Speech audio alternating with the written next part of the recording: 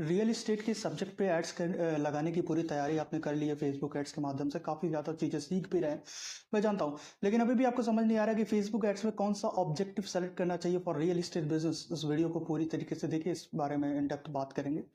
देखिए, जब भी आप फेसबुक एड्स की मदद से रियल एस्टेट बिजनेस को ग्रो करना चाहते हैं तो वहाँ पे काफ़ी सारे ऑप्शन होते हैं आपके पास। लाइक ऑब्जेक्टिव कई तरीके के होते हैं। वो सेल्स का ऑब्जेक्टिव हो सकता है, वो लीड्स का ऑब्जेक्टिव हो सकता है, वो ट्रैफिक हो सकता है, वो इंगेजमेंट हो सकता है, ठीक है।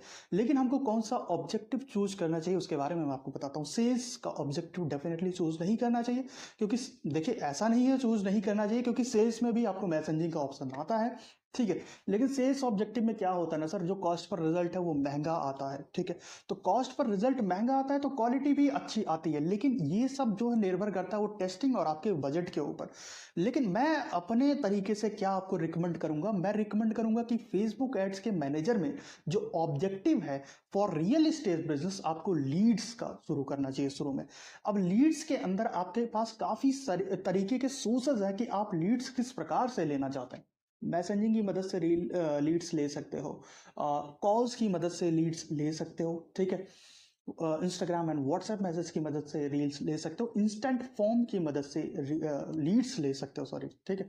तो देखो, लीड्स लेने के काफ़ी सारे तरीके मिल गए, लेकिन मैं रिकमेंड क्या करूंगा, मैं दो चीज़ें रिकमेंड करूंगा लीड्स लेने का। एक हो गया इंस्टेंट फॉर्म एंड एक हो गया कॉल्स। इन दोनों की मदद से अगर आप लीड्स लेंगे तो आपको क्वालिटी की लीड्स मिलेगी।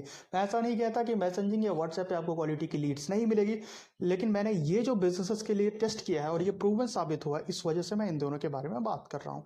इंस्टेंट फॉर्म का जो है ना ऑप्शन, उसके अंदर क्या होता है, जब भी आप एड्स क्रिएटिव बनाते हैं तो कस्टमर खुद जो है वो फॉर्म सबमिट करता है। और उसी की तरह कॉल्स का जो ऐड है उसके अंदर आपने वीडियो लगा दिया, एड्स कॉपी में आपने प्राइमरी टेक्स्ट लिख दिया, कॉल का नंबर लिख दिया और कस्टमर आपको कॉल करता है, ठीक है, आपका ऐड देखते हुए।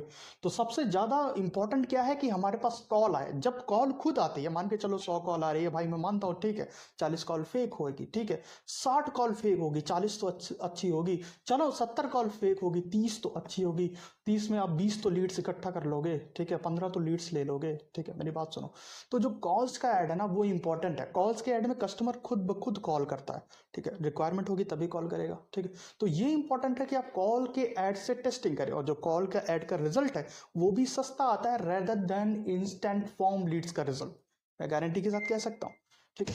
तो शुरू में ये टेस्ट करो, और उसके बाद जब आपका बजट बढ़ रहा है, जब आपके पास विजिट्स बढ़ रहे हैं, आप इंस्टेंट फॉर्म पे भी जाओ, आप जाओ मैसेजिंग पे जाओ, मल्टीपल ऑफ कैंपेन की टेस्टिंग करो, और उसके बाद धीरे धीरे आप ग्रोथ कर सकते हो।